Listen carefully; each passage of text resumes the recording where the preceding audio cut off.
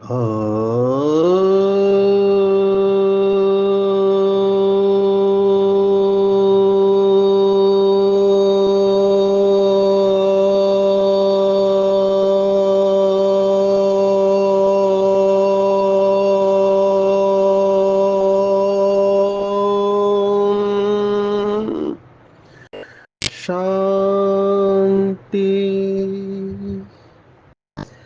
आज 24 जुलाई 2024 भारत में बुधवार है। Today is 24th July 2024 and it's Wednesday in Bharat. आज की मुरली का जादुई रहस्य स्वयं को प्रेरणा देने के लिए magical secrets of today's Murli for motivating the self।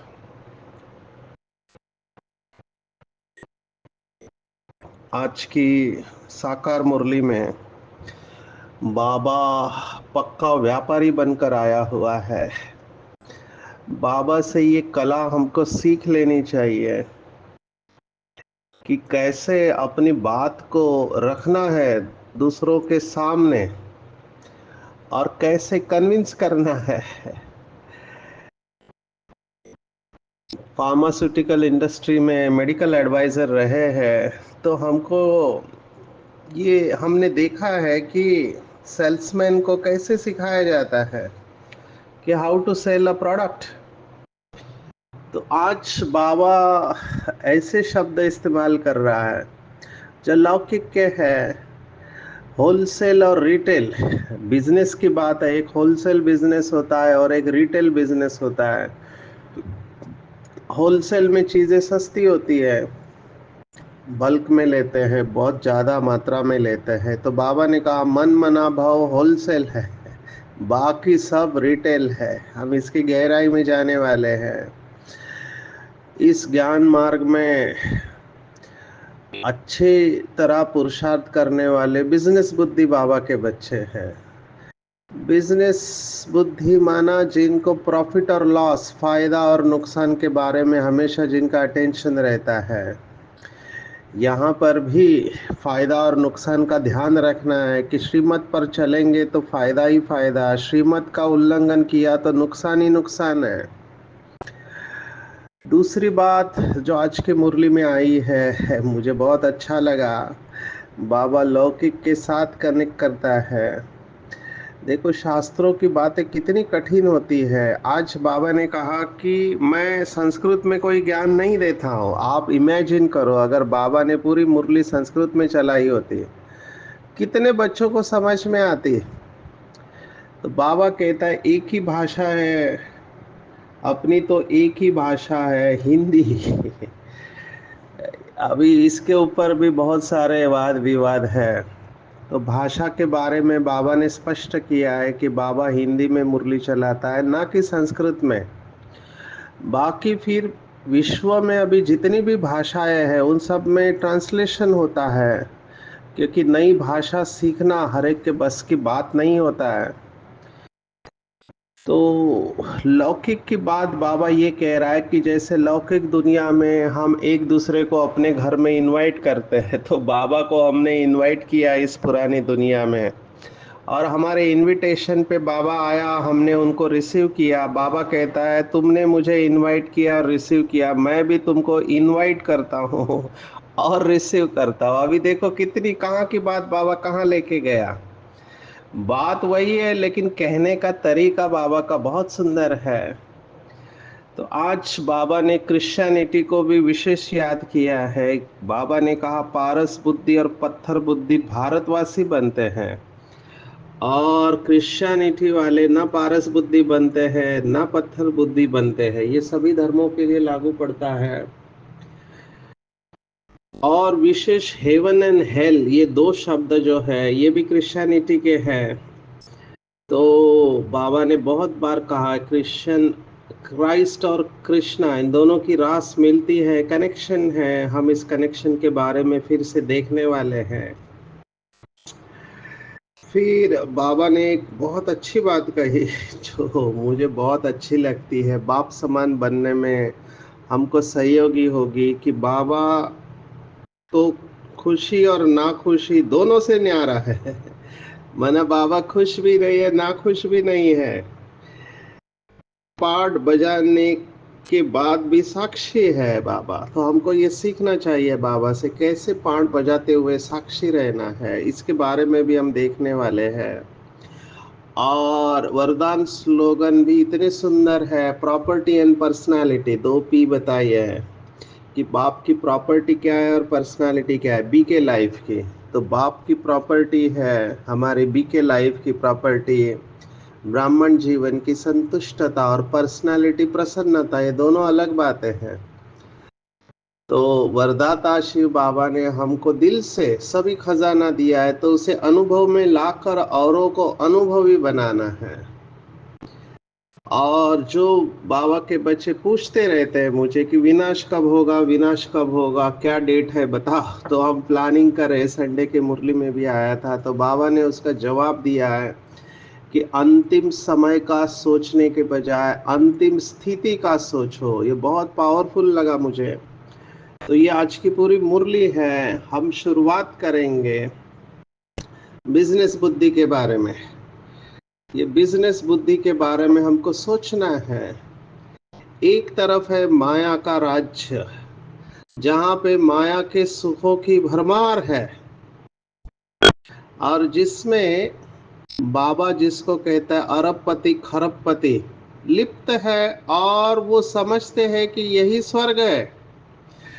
Bharat में एक ऐसी अभी घटना हुई जिसका पूरा विश्व साक्षी था, और वो था विश्व के नामी ग्रामी बिजनेसमैन मुकेश अंबानी। इनके पुत्र की शादी थी, और इस शादी पर स्वयं श्री मुकेश अंबानी जी और उनकी पत्नी दोनों के स्पीच काफी वायरल हो रहे हैं। अगर आपको मौका मिले तो सुनना चाहिए। मुझे तो सीधा सतयुग याद आ रहा था। अभी ये कहना लाजमी नहीं होगा कि इस समय के ये राजा है। बाबा ने मुरलियों में कहा है कि साहूकार भी राजा को स्पॉन्सर करते हैं, उनको धन देते हैं। तो हम सब जानते हैं कि ये बिजनेसमैन ही है जो इलेक्शन के लिए पैसा पैसा देते हैं हर एक को। तो जिसके हाथ में पैसा है वो राजा है। ये पैसा बोलता है ना। हर एक भाषा में इस धन का महत्व बताया हुआ है। महाराष्ट्र में बहुत फेमस गीत हुआ था ब्लैक एंड व्हाइट जमाने का, कि दाम करी काम बेड़िया, दाम करी काम। बाप बड़ा ना भैया, सबसे बड़ा रुपया। तो इस शादी में क्या देखा कि सभी लोग आए हुए थे, पॉलिटिशियन, धर्म के नेता है ना, विज्ञान सत्ता, बॉलीवुड हॉलीवुड, कौन नहीं आया था। माना कितना धन खर्चा किया होगा। अभी इतना सब देख के लोगों को क्या लगेगा, इनको तो लगेगा यही यही स्वर्ग है, इसके अलावा सुख और क्या होता है। और यहीं पर बाबा के बच्चों की कमाल है कि जब माया इतना कंपटीशन कर रहे हैं स्वर्ग के साथ में, बाबा ने ये मुरली में कहा हुआ है कि माया स्वर्ग के साथ कंपटीशन करती है। ये माया का भी सतयुग चल रहा है अभी, इस तरह से आप कह सकते हैं। एक मुरली में बाबा ने कहा था द्वापर युग माना माया की शुरुआत होती है। बाबा का शब्द था कि द्वापर युग में माया सतो प्रधान अवस्था में रहती है, मानो ज्यादा माया नहीं है। लेकिन अभी ये जो है माया पूरा दाव पेच लगा रही है, पूरा अपनी शक्ति लगा रही है। जैसे इलेक्शन के वक्त भारत में तो अभी टीएफजे सरकार चलती है। टीएफजे ये शब्द मुझे किसी ने बताया था TFJ अंग्रेजी का शब्द है। TFJ का फुल फॉर्म है तोड़ फोड़ और जोड़। तोड़ फोड़ की सरकार है, तोड़ फोड़ और जोड़ना, तो एक दूसरे की तरफ खींचते रहते हैं लोगों को। तो माया भी अपने तरफ खींचने के लिए ऐसे अनुभव कराती है कि ये दुनिया में ही सुख है, भविष्य में सुख है ही नहीं है। और बाबा यही बात हमको मुरलियों में बार बार बता रहा है। कल की मुरली में लिस्ट निकालने को कहा कि दुख दाम है। अभी कोई आत्मा इसी को सुख दाम समझती है तो उसकी बुद्धि यहां से निकलेगी ही नहीं। आप सोचो, आदि शंकराचार्य ने कितना बड़ा काम किया होगा 1400 वर्ष पूर्व, जब सभी विकारों में लिप्त थे। माना उनको विकार ही सुख समझता था, उसमें से लोगों को निकालना और उनको वैराग्य दिलाना, यह आदि शंकराचार्य ने कितना बड़ा काम किया है। बाबा ऐसे ही सन्यास धर्म की महिमा नहीं करता है कि सन्यासियों ने भारत को गिरने से थमाया है। अभी वही बात बाबा ने मुरली में कहा कि वो है शंकराचार्य और ये है शिवाचार्य। बाबा कुछ ऐसा ही कर रहे हैं कि पूरी दुनिया को वैराग्य दिला रहे। आप सोचो, उन्होंने तो भारत में काम किया, बाबा पूरे विश्व के अपने बच्चों से बात कर रहे हैं कि बच्चे, ये दुखदाम है, इस दुखदाम को भूल जाना है और शांतिधाम और सुखधाम को याद करना। कितना टफ है, लेकिन बाबा के जो व्यापार बुद्धि वाले बच्चे हैं, तुरंत उनको टच हो जाएगा। सचमुच में ये दुनिया दुखों का घर है। भगवत गीता का शब्द है दुखालयम अशाश्वतम, बहुत सुंदर संस्कृत शब्द है। दुखों का आलय है, आलय माना घर को कहते हैं, और अशाश्वतम माना यहाँ कोई भी चीज शाश्वत नहीं है, सदा काल के लिए नहीं है, अल्पकाल के लिए है। तो यहाँ पे अंततो गत्वा ऐसे कहते हैं संस्कृत में, अंततो गत्वा आपको दुख ही मिलना है।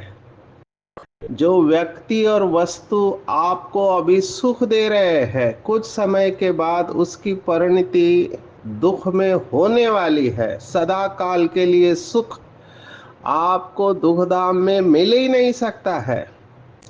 जब बाबा कहते कलयुग में विकर्म है, क्यों बाबा इसे एब्सोल्यूट कहता है? एब्सोल्यूट माना विकर्म ही है, आप कुछ भी करो, क्योंकि है ही रावण की दुनिया। रावण माना रुलाने वाला, दुख की दुनिया। तो इस दुख की दुनिया में सुख स्वरूप अवस्था बनाने वाले का सचमुच में कमाल है। पर ये कौन कर पाएगा? जिसके अंदर ये बुद्धि होगी, जिसको आज बाबा कह रहा है होलसेल और रिटेल व्यापार। और होलसेल व्यापार क्या है? भगवत गीता का एक शब्द, मन मना भव। कितना सुंदर शब्द है, हमने कितने बार सुना है ये शब्द।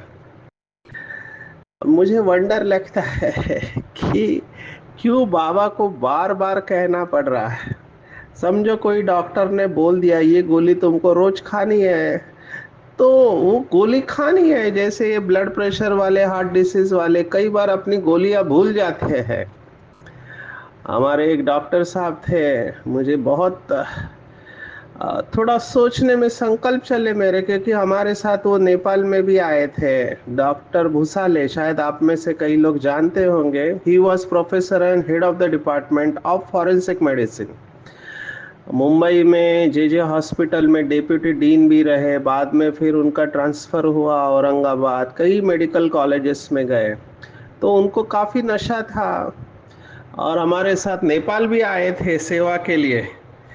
तो मैं उनकी विशेषता देखता था, बहुत नशा था उनका। अपना लौकिक जीवन भी बहुत सारे पेपर से भरा हुआ था। उनकी किडनी भी फेल हो चुकी थी, लेकिन उनकी बेटी ने उनको किडनी दिया था और वो बहुत अच्छी सेवा कर रहे थे। अभी हुआ क्या गलती उनसे कि उनको था, गोलियां चालू थी बीपी की, नशे में आ गए तो गोलियां लेना ही भूल गए कई दिनों तक।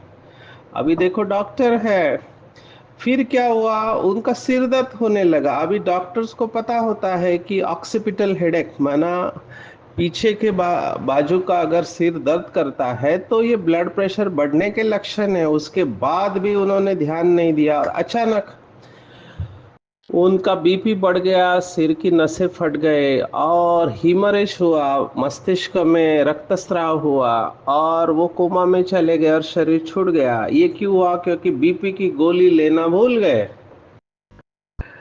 तो अच्छा पार्ट है। यहाँ हम तो कहेंगे ड्रामा प्लान अनुसार सब कुछ हुआ, लेकिन जितना हमारे हाथ में है हमको ध्यान में रखना चाहिए। जब बाबा कह रहा है, आज तो बाबा ने 2-3 बार ये बात कही है, जो अंग्रेजी में हम कहते हैं, know that one thing bye knowing which everything else can be known.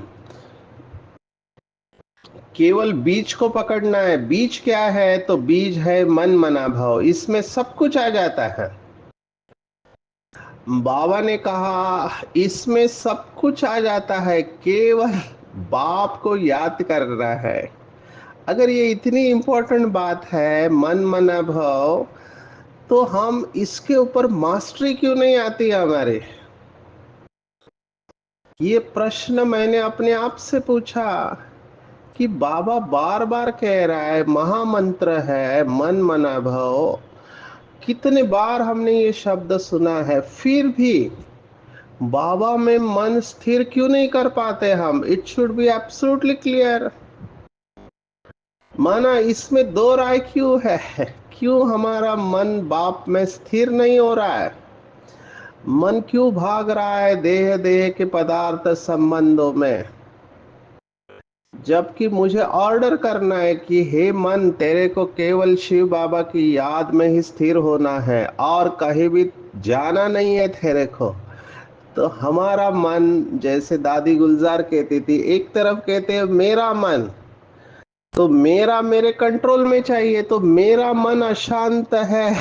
ये कैसे हो रहा है? तुम्हारा हाथ है, आप कहते हो मेरा हाथ है, तो मेरा हाथ मेरे कंट्रोल में रहना चाहिए। मेरा ही हाथ उल्टा उठ के मुझे ही गाल पर थप्पड़ मार रहा है। तो ये वैसे ही बात हो गई कि मेरा ही मन मुझे ही दुखी कर रहा है क्योंकि कंट्रोल में नहीं है। तो मन को समझाना है हमको कि तुझे एक ही रास्ता है, मन मना भाव। और ये एक पॉइंट अगर समझ में आ गए तो और किसी भी चीज की दरकार ही नहीं है और कुछ भी नहीं चाहिए, बाकी सब अपने आप हो जाता है। तो इसके ऊपर चिंतन करेंगे कि मन मना भाव होने से क्या क्या हो सकता है। वैसे पुराने भाई बहने तो समझदार होंगे। मुझे वो एक एक गीत के एक एक शब्द याद होते हैं। जहाँ हमारा मन होगा वहाँ हमारा तन होगा, धन होगा, सब वहाँ पर ही होगा। इसलिए मन को फुल पावर्स दी है भक्ति मार्ग में भी। इवन आजकल के सो कॉल्ड मोटिवेशनल स्पीकर्स जो है, वो भी सबकॉन्शियस माइंड के ऊपर कहते हैं। दुनिया में कितनी सारी किताबें हैं। एक किताब लिखा था जोसेफ मर्फी नाम के ऑथर ने, the power of subconscious mind. उसने सब रिकॉर्ड तोड़ दिए, पूरा मन के ऊपर है। तो आजकल की बीमारियां भी मन की बीमारी आई है। हम लोग मेडिकल विंग में माइंड बॉडी मेडिसिन कॉन्फ्रेंस करते हैं, तन और मन का संबंध बताते हैं। मुझे बहुत खुशी हुई, अभी मैं मैंगलोर में, यहाँ पे बाबा की वारिस क्वालिटी एक आत्मा है जिन्होंने वेलनेस सेंटर खोला है। कल मिलना हुआ वहाँ पे, तो मैंने देखा कि बाबा कैसे अपने बच्चों के द्वारा सेवा करा रहा है। मुझे उसके बाद अमृत वेला मैंने चिंतन किया, मैंने कहा यही तो चाहिए, इस समय की जरूरत है, वेलनेस सेंटर। और देखो बाबा की कैसे मदद मिलती है कि जब आपका लक्ष्य श्रेष्ठ होता है तो लक्षण आ जाते हैं। इस आत्मा ने लक्ष्य रखा, जबकि बड़ी पोस्ट पर थे, वो छोड़कर, लाखों की सैलरी छोड़कर बाबा की सेवा में जम कर दिया। तो बाबा ने जगह भी दे दिया करोड़ का, और फिर वहां पे 2 काउंसलिंग रूम और बाबा का कमरा और एक हॉल, ट्रेनिंग सेंटर। मेरा ये ड्रीम प्रोजेक्ट था कि मुंबई में मुझे ऐसा कुछ करना है। हमारे डॉक्टर अशोक मेहता का भी थॉट था कि इनर स्पेस, जैसा हम जैसे विदेशियों ने किया है, या अगर आप हैदराबाद गए हैं तो शांति सरोवर में इनर स्पेस का कंसेप्ट बहुत अच्छा है। ये इन्होंने करके दिखाया और इनके पास सब लोगों को हीलिंग हो रहा है और उनको बाबा का ज्ञान मुरली सुनाते हैं, डिप्रेशन में से बाहर निकालते हैं। तो मुझे थॉट आया कि बाबा के बच्चे जितने भी काउंसलिंग करते हैं मुझे पूछते हैं कि हम आपके पास सीखने को आए हैं, तो मैं सोच रहा हूँ कि उनको यहाँ भेजे सेवा के लिए, क्योंकि इनको भी हैंड्स की ज़रूरत है। तो यहाँ पे वो इंटर्नशिप जैसा कर सकते हैं, यहाँ पर आकर सेवा दे सकते हैं, क्योंकि यहाँ बहुत ज़रूरत है। यहाँ पे मैंने देखा 8 मेडिकल कॉलेजेस है एमबीबीएस के, केवल एमबीबीएस के इतने कॉलेजेस है, डेंटल के कितने कॉलेजेस है, क्या नहीं है मैंगलोर में। तो यहाँ पर मैं अभी फोकस कर रहा हूँ सभी मेडिकल कॉलेजेस के ऊपर, विहासा और माइंड बॉडी मेडिसिन और एडिक्शन की सेवा के बारे में। तो कहने का मेरा भाव था कि मन मनाभव के गहराई में जाएंगे, इसके ऊपर बहुत कुछ कहा जा सकता है। हम थोड़ा आगे बढ़ते हैं। कई बाबा के बच्चे चलते चलते ना थोड़ा डिस्करेज हो जाते हैं, क्योंकि संस्कार बदलते नहीं है। मैं उनको कहना चाहूंगा, अपनी स्मृति को श्रेष्ठ बनाओ। बाबा ने कहा हम कल्प कल्प रावण पर विजय पाते हैं, अनगिनत बार। तो ये कन्विंस हो जाना चाहिए आपके सबकॉन्शियस माइंड को, ये कन्विंस कराओ कि मैंने अनगिनत बार रावण के ऊपर विजय प्राप्त की है, और ये स्वमान अपने सबकॉन्शियस में जाने दो कि मैं कल्प कल्प की विजयी रतन आत्मा हूँ। अभी देखो, मुंबई से निकला मैं, यहाँ मैंगलोर तक बाय रोड आया, तो बहुत लोगों को आश्चर्य लगता है कि आप अकेले कैसे ड्राइव करके आते हैं। मैंने कहा मैं अकेला हूँ ही कहा, हम तो बाबा की याद में चलते हैं। तो ऐसा कोई श्रेष्ठ कर्म आपसे हो जाता है बाबा की श्रीमत पर, तो तुरंत अपने आप को याद दिलाओ कि कल्प कल्प का श्रेष्ठ पाठ नोंद हो गया। तो ये जो दिल से बाबा के बच्चे जो निस्वार्थ भाव से देने की भावना से सेवा करते हैं ना, तो उनके ब्रेन में ये सब केमिकल्स रिलीज होते हैं, सीरोटोनिन, एंडोर्फिन या ऑक्सीटोसिन या डोपामिन, बहुत सारे नाम है। तो आपका फील गुड इफेक्ट बढ़ जाता है। आप देने में लगे रहो ना, तो संतुष्टता की फीलिंग बढ़ती जाएगी, अंदर से आएगा कल्प कल्प का श्रेष्ठ पाठ नोंद हो रहा है। तो वो फीलिंग नहीं आएगी। आज बाबा ने कहा विश्व के मालिक सिर्फ देवी देवता बनते हैं, तो मुझे याद आया ब्रिटिशर्स के बारे में एक कहावत थी कि ब्रिटिश का सूर्य कभी अस्त नहीं होता है। अभी कितना छोटा सा देश है यूनाइटेड किंगडम, ब्रिटिश वहां से निकले लेकिन पूरे दुनिया के ऊपर उन्होंने राज्य करने की कोशिश किया, छोटे छोटे देश को उन्होंने जीत लिया। अभी ये कहावत ब्रह्मा कुमारी के लिए हम यूज करते हैं कि ब्रह्मा कुमारी का सूर्य विश्व में कभी भी अस्त नहीं हो सकता, क्योंकि यहाँ पर जब रात होती है तो अमेरिका में दिन होता है, तो अमेरिका में सूर्य है तो यहाँ रात है, यहाँ सूर्य है तो वहाँ रात है। तो Brahma Kumari all over the world है, तो है ही सच बात, ज्ञान सूर्य का कभी अस्त हो नहीं सकता है। तो इस नशे में चला जाना चाहिए कि भगवान ने विश्व परिवर्तन के लिए मुझे चुना है, मैं कितनी न पद्मा पदम भाग्यशाली हूँ। भाषा के बारे में कहेंगे, ये भाषा का कितना प्रॉब्लम है। कितनी सारी भाषा है, अभी हिंदी में मुरली चली तो तो भी लोगों को ऑब्जेक्शन है, हिंदी में ही क्यों, दूसरी भाषा में क्यों नहीं भगवान आया। सिंधी कम्युनिटी में ही आना था। अभी समझो भगवान मराठी में आता, कन्नड़ में आता, तमिल में मुरली चलाता, या मलयालम, उड़िया, जो भी भाषा है, पंजाबी, तो भी पूछते कि इसमें ही क्यों, दूसरी भाषा में क्यों नहीं। अभी इट्स वेरी सिंपल कि जिस रथ में प्रवेश करेंगे उस रथ की जो भाषा होगी उसी में बाबा बोलेगा। तो बाबा के मुरली में वैसे सिंधी शब्द आते हैं, बाबा कितने अंग्रेजी शब्द इस्तेमाल करता है। हमारी दादियों को तो भाषाएं नहीं आते थे, लेकिन बाबा की मुरली से उन्होंने भाषा पकड़ के सेवा की है, ये सब यज्ञ की हिस्ट्री में आता है। तो भाषा में नहीं जाना चाहिए, संस्कृत में बाबा ने ज्ञान नहीं दिया। ये तो जो राजा होता है वो अपनी भाषा चलाता है। ये दक्षिण भारत में जो राजा आए, खास करके बाबा ने बताया आदि शंकराचार्य के साथ ये संस्कृत भाषा का प्रचार और प्रसार हुआ। सूक्ष्म वतन में कुछ भी नहीं है, बाबा ने कहा। ये तो साक्षात्कार की बात है। ज्ञान मार्ग में प्रश्न की बात नहीं, भक्ति मार्ग में ढेर प्रश्न है। भक्ति मार्ग में बहुत प्रश्न है। मैं तीन बातें बताता हूँ, नोन, अननोन और अननोएबल।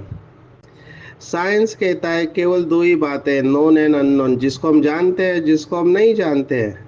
और जिसको हम नहीं जानते उसको भविष्य में हम जान सकते हैं। लेकिन आध्यात्मिकता कहता है कि दो नहीं, तीन बातें हैं, जिसको हम जानते हैं, जिसको हम नहीं जानते और जिसको हम कभी जान ही नहीं सकते। जैसे परम धाम का डायमेंशन, हम जान ही नहीं सकते कि परम धाम कितना लंबा और चौड़ा है। हम ये भी नहीं जान सकते कि ये दुनिया, यूनिवर्स कितना बड़ा है, और एक यूनिवर्स है या मल्टीवर्सेस है जैसे आज का साइंस कहता है। तो अननोएबल है।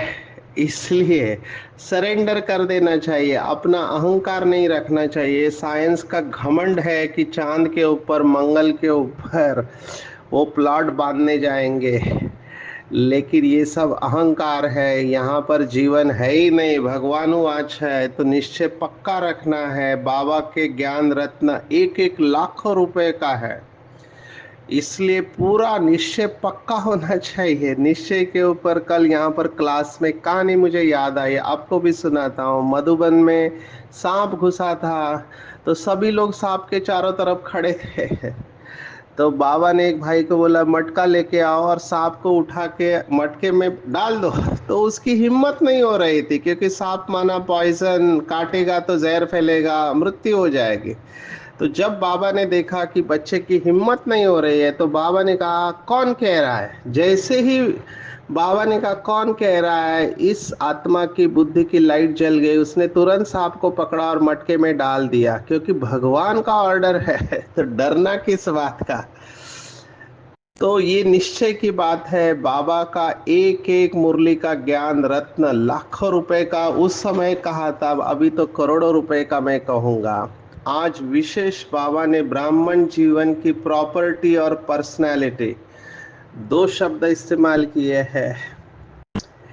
बाबा ने कहा ब्राह्मण जीवन का वर्षा और प्रॉपर्टी संतुष्टता है। अगर भगवान मिलने के बाद भी हम संतुष्ट नहीं हुए तो कौन से युग में संतुष्ट होंगे। अपने आप से बात करना है, जो संतुष्ट है वो प्रसन्न होगा। ये प्रसन्नता पर्सनालिटी है। देवी देवताएं हमेशा प्रसन्न रहते हैं। एक मुरली में बाबा ने कहा था, दुआएं देना और दुआएं लेना, यह है प्रसन्न रहना और प्रसन्न करना। तो जो संतुष्ट होगा वो निरंतर दुआएं देते रहेगा। इसका कनेक्शन है, इसके ऊपर चिंतन करेंगे। जो मुरलियों का स्टडी किया है उस आधार पर कुछ अव्यक्त महावाक्य आपको बताते हैं, आप इसके ऊपर चिंतन करेंगे। बाबा ने कहा असंतुष्टता का कारण अप्राप्ति, और अप्राप्ति का कारण कोई ना कोई इच्छा। जहाँ इच्छा मात्र अविद्या की स्थिति है वहीं पर संतुष्टता है। और दुआएं कौन देगा। तो बाबा ने कहा जो राजी होगा वही दुआई देगा। नाराज व्यक्ति कभी भी दुआ दे नहीं सकता, न ले सकता है, क्योंकि वो अपने और दूसरे व्यक्ति के बीच में एक शील्ड, एक बैरियर माना, एक अवरोध उत्पन्न करता है, तो एनर्जी का फ्लो होता नहीं है। तो हमेशा राजी रहना है। इसी को मैं राजयोगी कहता हूँ। राजयोगी माना वो बाबा के बच्चे जो हमेशा राजी है, अपने पार्ट से, दूसरों के पार्ट से, ड्रामा से, भगवान से, जो भी होता है उससे राजी है। और जो राजी नहीं है मैं उनको कहता हूँ नाराज योगी। तो नाराज योगी नहीं बनना है, राजी बनना है। खुली दिल से प्राप्तियां जो हुई है उसको अनुभव में लाओ और दूसरों को बांटेंगे, तभी आप विशेष आत्मा बन जाएंगे। और कभी भी मत सोचो कि विनाश कब होने वाला है। लास्ट समय का सोचने के बजाय मैं संपूर्ण अवस्था में कैसे होऊंगा उसके बारे में चिंतन करेंगे कि अंतिम संपूर्ण स्वरूप कितना सुंदर होगा। जो ब्रह्मा बाबा अभ्यास करते थे कि अपने संपूर्ण स्वरूप के बारे में सोचेंगे।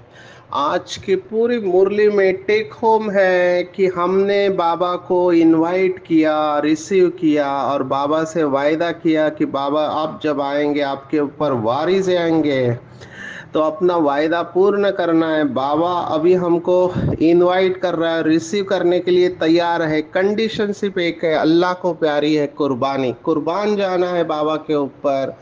कोई बहाना नहीं देना है, होलसेल व्यापार करना है, मन मना भाव रहना है।